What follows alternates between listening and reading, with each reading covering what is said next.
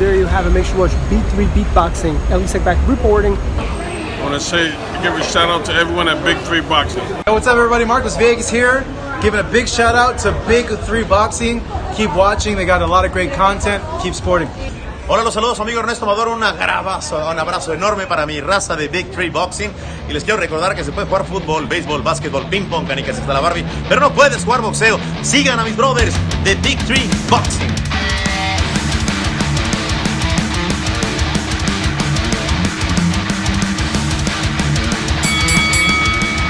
What's up, people? Big 3 Boxing, baby. Coming out. Deep 2 Boxing. Unless this fucker helps us out today. Coming at you live from Toucan's Tavern once again. Guess the fuck who's missing again? Hey, he's in a fucking on a fucking milk carton. He's on the run because Josecito Lopez is looking for him. Yeah, this guy went against Josecito last week and fucked up. So now he's on the run. So we had to make a carton for the Toni. Have you seen him? Yeah, if you seen him, give us a call. Let us know where he's at. His location. Let us know, please. Some people say he's out there in San Diego, or where the fuck did he go? Playing basketball and shit, supposedly. Vergaville. Yeah. So, anyways, we went. We're gonna go over last week's. We're one day late on you guys because we couldn't do it. I was at the Dodger game yesterday. You know, go Dodgers. The boys in blue are kicking ass. We're about to kick ass today too. So we want to go over last week's results. The big fight. We went 5 for 5. What did I tell you? Well, except for Toni went 4 for 5. That fool went against Josecito, Riverside Rocky. He beat John Molina in the 8th round. But other than that, we got all of them right. We told you guys. Hey, if you guys want to win money, you know what I mean? You know what? It was a good card, like we said. You know, it was worth every penny. And you know what? I hope you guys didn't miss it because it was a close-ass fight. A lot of people thought it was going to be a walk in the park for fucking Errol Spence. I don't know why people thought that, you know. And shout out to my homeboy Big Art, fucking Rhea. That fucker's an idiot. He said that the Errol Spence was going to wipe the floor with Porter. And I'm like, yeah, Art, you should know better than that, you pussy. So come on, Art. You know what? So you're an idiot. Listen to us next. I told you it's not going to be an easy fight. Papa, come here. So yeah, so it was a good ass fight, and I hope you guys didn't miss it. I would like to see the rematch. I don't know about you guys. Come on.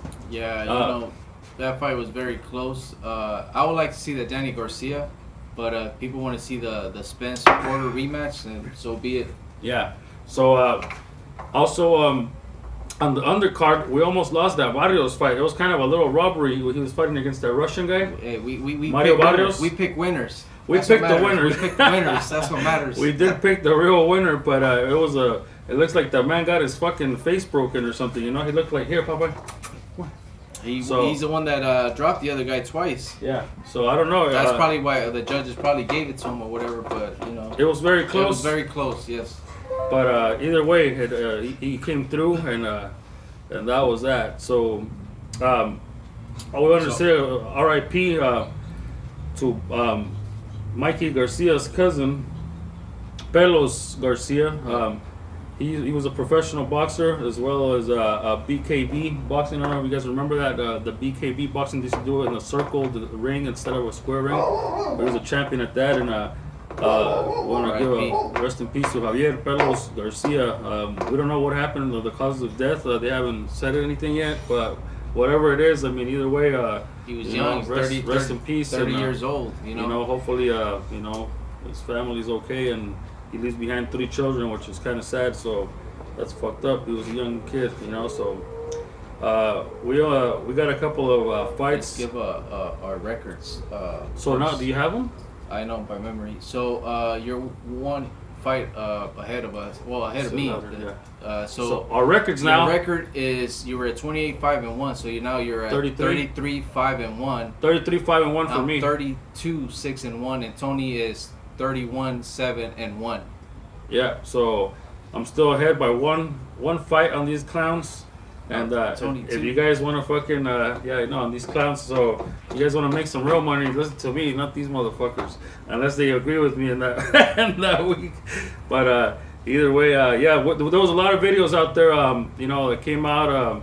You know what? I was really pissed off on this one video that I saw. I watched this the Spanish show called A Los Golpes on ESPN. And I'm getting kind of tired of fucking Juan Manuel Marquez talking shit on Hating. Canelo all the time. Like, Hating. you know what? I love Marquez, and he's one of my favorite boxers of all time. But it's just sad to see him not support Canelo. Like, ever since Canelo started his career, there's videos out there on YouTube of Marquez just hating on him. I don't even know why. Him and David Faitelson or whatever. David his name is. Faitelson, which he got his ass chewed out by fucking Canelo. So fuck him, you know. But I just don't get it, you know. Like, this guy's a Mexican boxer representing us, and Juan Manuel Marquez is retired already. He should be fucking, you know, behind them 100% and saying, you know what, fuck yeah, this guy's putting a flag up there, you know, like he's the face of boxing. But they keep making excuses of how Canelo is taking the easy road to stardom. That is not an easy road. How the fuck is he taking the easy road? That is not an easy road. His resume is already solidified. He's 29 years old. Look at who he's fought. You know, simple as that. Yeah. He's got the resume and only 29 years old. And look, he's gonna keep taking hard fights. After this fight, he's gonna take another hard fight, and he's gonna take another hard fight after that one. So, I mean, he took on Daniel Jacobs when nobody else wanted to take him on. He took on Triple G when nobody else wanted to take him on. Remember, people were saying that he wasn't gonna fight. He was gonna fight Triple G at a catch weight. He didn't. Right. That's the trainer, Virgil Hunter. He's saying, "Oh, no more catch." He fought him at 160 and he beat him. Then he fought Daniel Jacobs at 160 and beat him. Daniel Jacobs didn't even make the weight. I was gonna say, not only that, Daniel Jacobs fucking totally blew the weight thing by 4 pounds. That fool came in super bloated and paid a fine for it, and they knew they were gonna pay a fine for it. His daddy paid for it. Eddie Hearn. Yeah, his daddy. And he's like, I'll take the hit, and they still couldn't beat him, and he fucking was a monster, you know. So I don't get it. You know what, Marquez should just get behind Canelo already and just, you know, stop fucking hating on the man, you know, like. You know, but I think the rivalry goes from when Canelo called out Marquez. On a radio show or whatever, he was like, "Put on the gloves," and after that, Marquez has always been hating on Canelo. Wow, I didn't know about that one, but yeah. Oh, you know what? And I also saw another video that I guess the Mexican Commission wants to send some professional boxers to the. You know how the Olympics they accept professional boxers now. So I heard that the guy Miguel Torruco from the Mexican Boxing Commission, Como Box, he wants to he sent an invitation to Canelo and to many other Mexican champions to represent Mexico in the next Olympics. I mean, I don't know how I even feel about that. I don't think that should be allowed, just because in boxing it's different from other sports. You know, like you could fucking kill somebody. Like, these kids in the Olympics are a little younger, and you send a grown ass man that's a champion. You know, he fucks up this kid, even though they have headgear or whatever. He could still hurt him. You know, like I just think it's a different level. In boxing, there's 2 levels. You know, there's the amateurs, there's the Olympics. And then there's the professional. There's 3 levels, actually. Sorry. And I just think they should just stick to just Olympians with Olympians. You know, amateurs with amateurs. I don't know how you feel about that. You think they should send fucking professionals to fight in the Olympics? You know. And you know what? It's funny that in the Rio Olympics, a couple of countries sent over professional boxers, and they all got fucking their ass kicked because the kids are faster. You know, in the Olympics. So, and it's technical shit, you know. It's not. You gotta make sure you said the right one. Yeah, I would think like more like a Gallito style would do good, you know, like somebody like that, you know, in the lower weights. I just don't want to see Canelo fucking in the Olympics, you know, or fucking Andy Ruiz and shit, you know. But I don't know. It's just it's a nifty situation. It's kind of you know, very controversial for me. I just wouldn't send that. I wouldn't recommend sending professional boxers to fight Olympians. You know, it's just not a good thing. Also, another headliner was John Molina, retired after the Josito fight. So the Gladiator is gone now, you know, and you know what? He gave us a lot of good performances over the times. A lot of good fights. He pulled up two upsets. He knocked out Mickey Bay and Hank Lundy. Oh yeah, so those 2 were good fights. Oh yeah, no, you know what? John Molina was a badass. I liked him, and you know what? He's gonna be missed. He always gave his best in the ring. And he gave his last performance again, like we said, against Riverside Rocky. And well, you know, unfortunately, he came out in the short end. But you know what? He gave us a good performance either way, and it was a good little run. Time to go. He's got all his, you know, he's all his senses intact. So I think he made about 150,000 in his last fight against Josito. Fuck it, you know. Why not? I'm sure he's got some money put away already. So. We only got a couple of fights for you guys this weekend. Triple G, everybody knows is fighting. And again, everybody thinks that he's going to wipe the floor with this guy that he's fighting, but I don't see it. I don't know how you see it. I know that Derevchenko, He's a good fighter. Derevchenko fought against Daniel Jacobs and gave him a great fight. A lot of people that I've talked to think that Derevchenko should deserve the draw or the win on that. You know, I don't think that Jacobs beat his ass. You know, he knocked him down. It was close. It should have been a draw to some people. I don't know. I mean, it could have gone either way apparently. And we also got Clarissa Shields fighting this weekend. So we're gonna do our predictions. It should be an easy one hopefully, and we should hopefully go 3 for 3. So we're gonna start off with the. What do you think? The Gennady Golovkin, Sergey Derevchenko. Derevchenko is 13-1 and 10 knockouts. The motherfucker looks like he's always got black eyes. Have you seen him? His pictures and shit. Like he looks like he always came out of a fucking sparring session or something, you know. But like we said, he's very good. He's from Ukraine. He's part of the Lomachenko, Usyk, and that other fucking guy that's the super middleweight or the light heavyweight. I'm sorry. He's part of those Olympic team group, and he's very good. And I think it's going to be a closer fight than what all the ESPN analysts have been predicting a knockout for Triple G. I don't see the knockout. I do see Triple G coming out with the victory, but I don't think he's going to knock him out. I think he's going to beat him in an entertaining fight, and I'm going to take Triple G on that. Yeah, I take Triple G. It's not going to be an easy fight, but I do see him winning. I don't know if he's going to get a knockout. Every time he steps up in competition, he always goes decision. So I'm not saying he can knock the other guy out, but I don't know. But I know I'm picking Triple G to win. That's for sure. There you go. And we did get the picks from this motherfucker, Tony, before he left. So what did he get? He got Triple G. Yeah, he got smart and he doesn't want to take those L's anymore. So yeah, he's behind. He's behind, so he's got to, you know what I mean? He can't fall behind too much. Yeah, you know? he would have been fucking taking 3 more L's. So he's going to take Triple G apparently.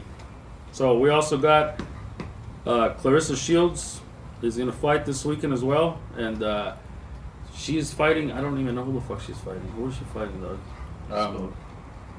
She's gonna get the victory. Bottom line, Clarissa Shields, I think, is in a collision course to fight for the undisputed early next year. She's gonna get the victory. Yeah, she's the best. She's gonna fight Ivana Habazin in a 10-rounder over in Flint, Michigan, and it's for the vacant WBO WBC Women's Junior Middleweight title. We're taking Clarissa Shields all the way. I think Tony was too. Yeah, we're all taking unanimous. Shields. We're actually going to be unanimous on all 3 picks this week. So if you guys want to parlay this one, this is a pretty safe parlay. And also on the undercard of that fight is going to be Jaron Ennis versus Daniel Fernandez in a 10-rounder welterweights.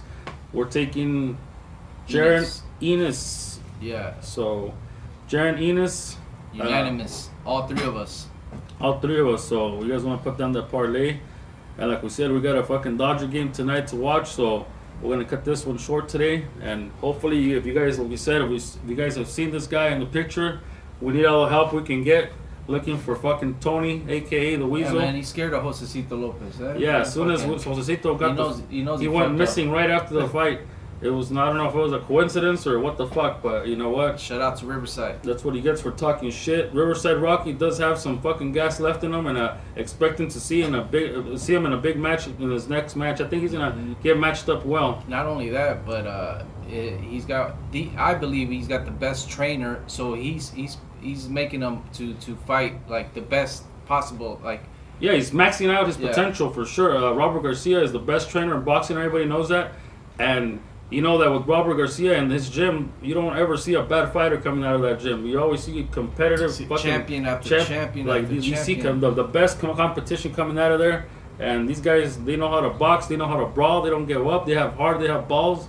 And you're never gonna see a fucking runner from that gym. I'll tell you that, or a fucking guy that holds or something like that. It's not a fight. It's not the Mayweather gym. This is a fucking Robert Garcia boxing that had an RGBA. You know, we don't fuck around over here. So. I think you can expect Josecito to see him in a good fight in his next fight. I think he's going to be possibly a title fight. I don't know. I mean, hopefully they can even make a deal with Crawford, since Crawford has nothing going on over there on that side of the street. I'm sure they'll take the risk against Josecito. You know how those fuckers. Bob Arum will do that one. you know, for not all the pennies in the fucking in the bank, you know. So I'm sure that expect them to get a good match, you know, and like we said, Errol Spence, I would like to see the rematch right away. This guy wants to see the Danny Garcia fight. Just so the Crawford fight doesn't get delayed, he said? Yeah, so if he fights Porter and then he's got to fight Danny Garcia, then he's going to, you know, I want Spence to fight Crawford next year. That's the biggest fight. Everybody does, I think. You know, I think everybody is unanimous now. Like, everybody just wants to see that shit. Let's get it over with. You know how he says it's strap season? It sounds like it's duck season. Like, it seems like Spence doesn't want to fight Crawford. I don't know about that. I don't know. Why is he making him wait till he said 2021? Why does he have to wait till 2021? I think they're just freezing out Crawford because that's what the Bob Arum is being a fucking puss, I think. And you know what? I say Bob Arum. I mean, look, they made the fucking Tyson Fury and Wilder fight, which is Al Heyman and Bob Arum. So why can't they make that fucking That's fight? what I'm saying. That fight should be made. It's bullshit, you know. And I hope that they don't drag it on like a Pacquiao Mayweather again, you know. And you know they do. It's fucked up for the fans and for everybody and for the boxers too. Like right now is when it needs to happen right now, like this coming year, like 2020, you know. So hopefully we get it. You know, we'll see. They're talking also. There's rumors about a possible Mikey Garcia showdown with Pacquiao for Pacquiao's next fight, probably in February or March. So there's a lot of rumors about that. I think that fight is gonna happen. Yeah, that's a good fight for Mikey. I think that's who he should have gone against in the welterweight division first instead of fucking around with Spence. Yeah. But we'll see what happens. Either way, we'll see you guys next week. And we went 5 for 5 last week. What did we tell you? We got some good betting shit here. So we'll see you guys next week. Hopefully Tony's here. Tony, get your ass over here, motherfucker. Tony, you better show up. That's already fired. That motherfucker, he has missed a quarter of the episodes. This is episode 12, I believe. And he's missed 3. He's missed a quarter of the fucking episodes. Fuck you, Tony. You better get your ass in here. Hey, gotta get him on a write-up and shit. On a verbal. For sure. He's getting fired. Or fucking, not even Popeye wants to replace that. That fucker's being all lazy over there fucking laying down. Fuck you, Popeye, you pussy. Yeah, we were supposed to back it up. Either way, see you guys next week. Big 3 boxing, baby. Big.